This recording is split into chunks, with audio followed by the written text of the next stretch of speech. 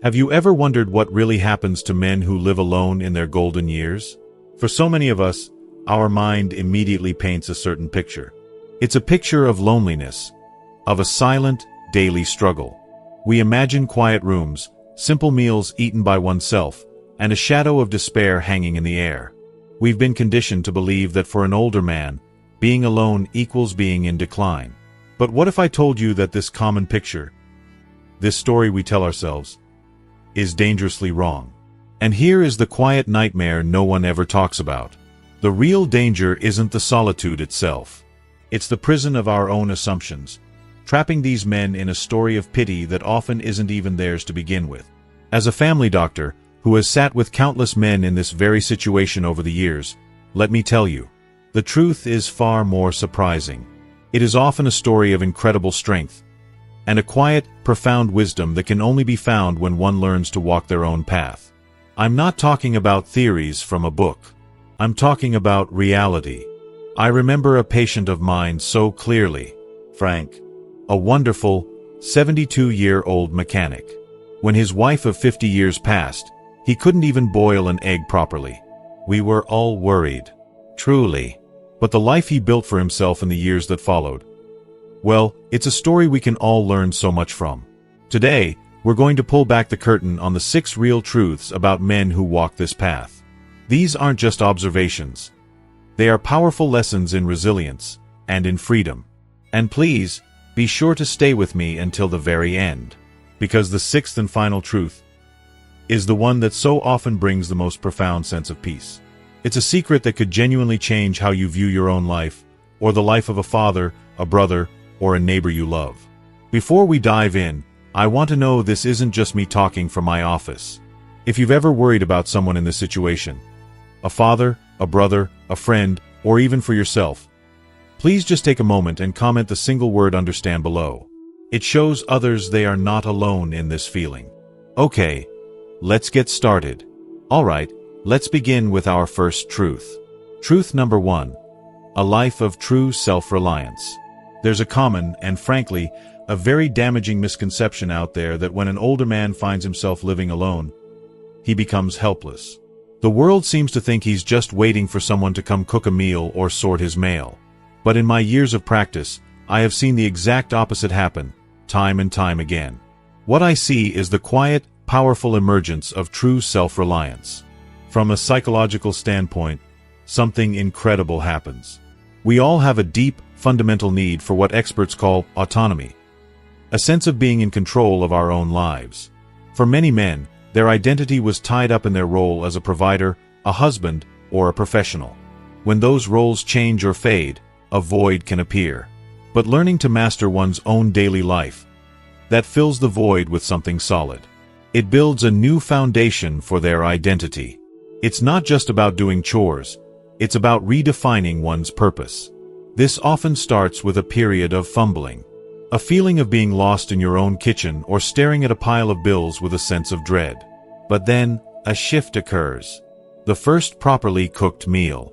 The first time, the laundry is folded just right. Each small victory builds upon the last, transforming that initial anxiety into a deep, unshakable pride. I saw this firsthand with my patient, Frank, the 72-year-old mechanic I mentioned earlier. After his wife passed, he admitted to me that he felt like a stranger in his own home. He'd lived on frozen dinners for weeks. One day, he got a notice that his Social Security payment was going to be adjusted, and he felt a wave of panic. He'd never managed the budget before. But slowly and deliberately, he started to learn. He bought a simple cookbook. He sat down with all the papers and a calculator. A few months later, he told me with a huge grin about how he'd taught himself from a YouTube video how to fix a leaky faucet under his sink. It wasn't just about saving the $150 a plumber would have charged. It was the look in his eyes, the knowledge that he could handle it. He was in control.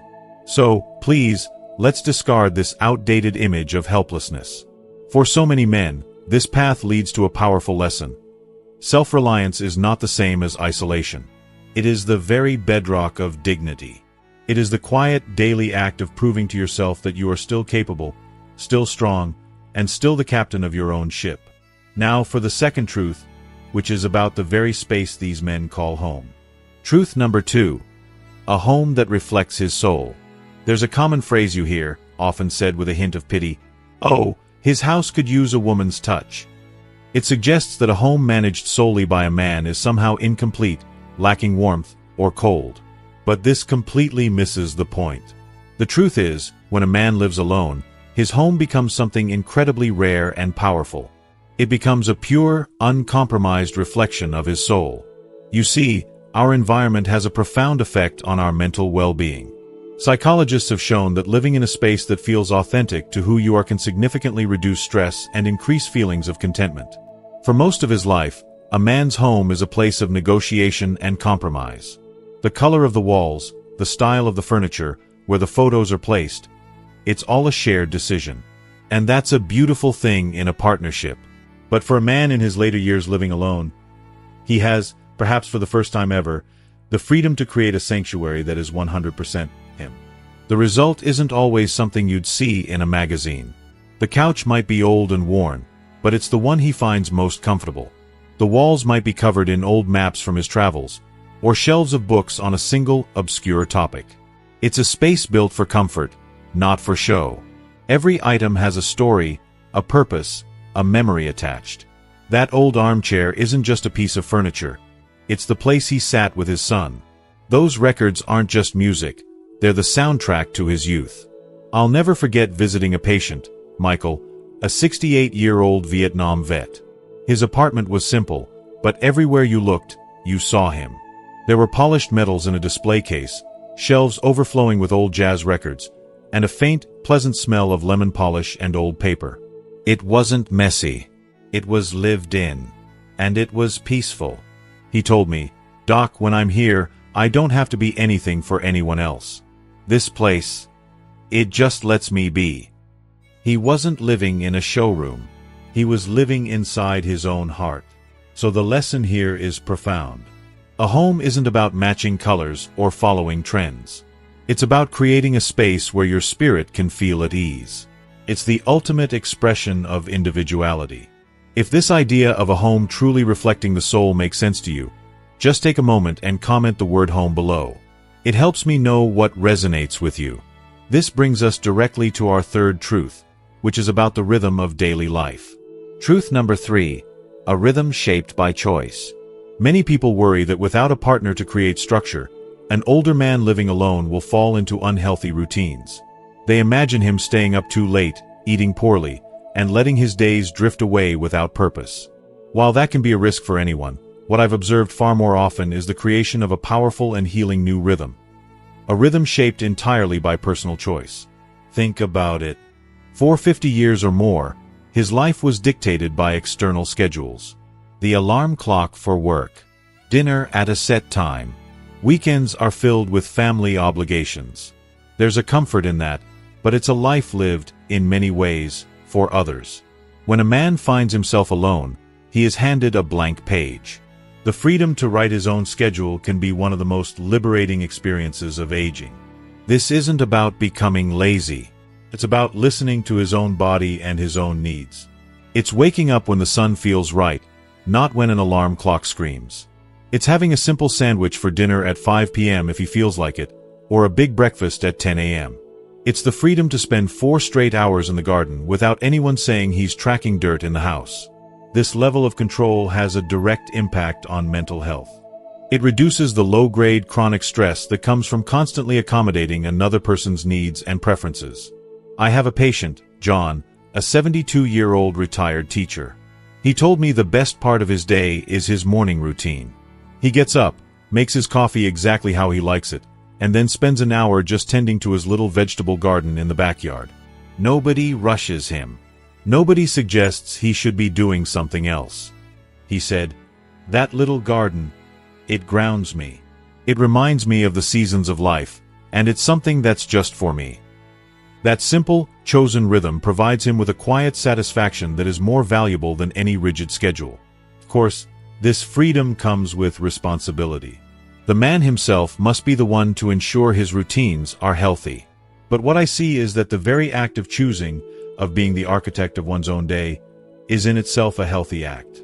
It is a daily declaration of independence and dignity, written in the small, quiet moments of a life lived on one's own terms. Alright, let's move on to a topic that many people fear. Let's talk about silence. Truth number 4. A silence that speaks volumes. To the outside world, the most defining feature of a man living alone is the silence of his home. And for many, silence is synonymous with loneliness. An empty, aching void. It's seen as a problem to be solved, something to be filled with the noise of a television or constant activity. But the truth I have seen in so many of my patients is that this silence, over time, transforms. It ceases to be an absence of noise and becomes a presence of peace. From a purely physiological standpoint, this makes perfect sense.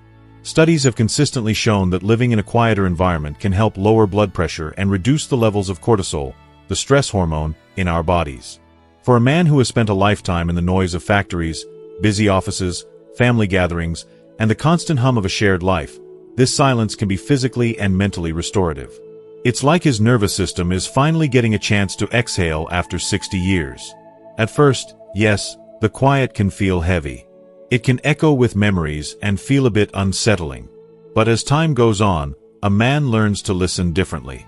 He starts to hear the birds outside his window, the hum of the refrigerator, the sound of his own steady breathing. The world, once drowned out by chatter, comes into focus. His own thoughts become clearer. He can sit with his memories without interruption, process his life, and find a sense of clarity that is impossible to achieve in a noisy environment. I remember a patient, Bill, a 68-year-old widower, who told me about his morning ritual. He said, "Doc, my favorite part of the day is around 5 in the morning. The world is dark and still asleep. I make a cup of tea, I sit in my chair by the window, and I just listen. The house makes these little creaking sounds. It feels alive. In that silence, I don't feel lonely. I feel connected to everything." For him, silence was no longer an enemy. It had become a companion. It's not about being lonely. It's about being with oneself. It's a space for reflection, for gratitude, and for healing. It's learning that you can be your own best company. This one is powerful. If you've ever found a moment of true peace in the quiet, just take a second and comment the word peace below. I'd love to see how many of us understand this feeling. Now, let's explore a concept that goes hand in hand with the rhythm of choice. Truth number 5. A freedom to shape your own time. One of the most overlooked, yet most profound truths about men who live alone is how their relationship with time itself fundamentally changes. For most of our lives, time is a commodity. It's structured, scheduled, and often feels like it's slipping away too fast. We live by the clock, the calendar, the deadline. But when a man enters this phase of life, he is given the gift of reclaiming his time. It ceases to be an enemy and becomes a friend. This is different from just having a flexible schedule. It's a deeper shift in perspective. Without the rhythms of a partner to consider, time becomes something he can shape and mold to his own energy and interests. There's a profound liberty in that. He can decide to stay up until 1 in the morning watching an old black and white western without worrying about the light from the TV waking anyone. He can wake up at the crack of dawn and take a long, quiet walk as the sun rises. Meals are no longer bound by a clock. They happen when he is hungry. A day can be meticulously planned with a project, or it can be allowed to unfold with absolutely no agenda at all. This might sound like a small thing, but to a man who has spent 50 years on someone else's schedule, it feels like being let out of a cage he didn't even realize he was in. Psychologists often link a person's happiness in their later years directly to their sense of control over their own time. It's a powerful affirmation that your life is still yours to shape. I had a patient, Arthur, a 72-year-old, who put it beautifully. He said, "You know, my happiest discovery was realizing I didn't have to keep a strict routine anymore. If I want to spend the whole afternoon just tinkering in the garage with an old radio I bought for $5 at a flea market, I can. If I want to take a nap right after lunch, there's nobody to complain. My days are no longer about meeting demands. They're about enjoying possibilities." For Arthur, that $5 radio provided more joy than a fancy vacation, because it represented time that was entirely his own. Living alone teaches a man that this freedom isn't about wasting time. It's about savoring it. It is about finding deep, meaningful joy in the hours that were once controlled by others, and making peace with the wonderful idea that the most valuable schedule is the one you write for yourself. And this brings us to our sixth and final truth, the one that ties everything else together. Truth number 6. A resilience that grows in solitude. There is a natural fear that as we age, especially when we are alone, we become more fragile, more vulnerable. The world sees a man living by himself and worries about what would happen if he fell, or got sick, or couldn't manage a simple task. But what I have consistently witnessed is that solitude, rather than making a man weaker, often becomes the very training ground for a deep and quiet resilience. Resilience isn't just about bouncing back from a major crisis. It's a muscle, and it's built in the small, daily acts of managing one's own life. At first, the quiet of the house might feel unsettling. The weight of every decision, from what to eat for dinner to how to fix a running toilet, rests solely on his shoulders. This can be daunting, but with each challenge met, that muscle of resilience gets stronger. Think about it. Learning how to navigate the confusing world of Medicare online when technology feels foreign. Figuring out how to assemble a piece of furniture from a confusing diagram. Cooking a healthy meal for one when ordering a pizza would be so much easier. Each of these moments, though they seem ordinary, is a small act of defiance against helplessness. It's a quiet declaration that says, "I can still handle this." Over time, a man begins to trust himself more. He learns his own coping mechanisms for when a wave of loneliness does creep in. He knows that calling an old friend, putting on some music, or taking a walk can steady his spirit. He doesn't need to panic, because he has been through it before and knows he can get through it again. I think of my patient James, a 68-year-old who was terrified of retirement. His apartment felt like a prison at first. But he told me something fascinating. He said that every time he mastered a new task, from setting up his own internet to finally learning how to do his laundry without turning everything pink, he felt like he was adding a brick to the foundation of his own independence. That foundation, he said, gave him peace of mind that nothing else could. He knew, deep down, that whatever came his way, he had the ability to endure, to adapt, and to move forward with his head held high. This is perhaps the greatest and most surprising gift of this path. Solitude doesn't have to lead to fragility. It can be the very thing that forges an unbreakable strength, transforming fear into confidence, and silence into a profound and resilient peace. So, as we bring our time together to a close, let's think back to the men we've talked about today. Let's think about Frank, who went from feeling lost in his own home to proudly fixing a leaky faucet and mastering his own budget. Let's think about Michael, the veteran, whose apartment isn't just a collection of things, but a sanctuary that reflects his very soul. And let's think about James, who transformed his fear of retirement into a foundation of unshakable resilience, one small, mastered task at a time. When we see their stories, we see the real picture. It is not a picture of lack, or sadness, or decline. It is one of the profound and often surprising possibilities. The greatest lesson here, the one I hope you carry with you, is simple. Solitude does not have to mean loneliness. It can be the very soil in which strength, dignity, and a deep, true sense of self are allowed to grow, perhaps for the very first time. It is a path of quiet power, and it is a path deserving of our deepest respect, not our pity. Transition to outro. As we wrap up, we've explored 6 powerful truths that can truly transform how we see this chapter of life. But as your doctor and your friend, I know that knowledge is only powerful when we put it into action. So now, I have one important question for you. What is the one commitment you are making to yourself, or for someone you love, after watching this video today? It could be as simple as, I will call my father this Tuesday just to chat. Or maybe, I will finally tackle that small project in the garage. It could even be, I will take 5 minutes of quiet time for myself each morning. Please, share your personal commitment in the comments below. Your story doesn't just hold you accountable. It inspires everyone else in this community to take that first, brave step.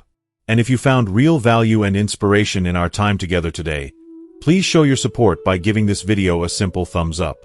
To ensure you continue on this journey with us, and never miss another video full of this kind of wisdom, hit that subscribe button. It's more than just subscribing. It's joining a community of friends, all dedicated to living our best, strongest lives, together. Finally, think of one person. Just one person in your life who truly needs to hear this message today. And please, share it with them. You never know. You might just change their entire world. Thank you for your time and your trust. Be well, stay strong, and I'll see you in the next video.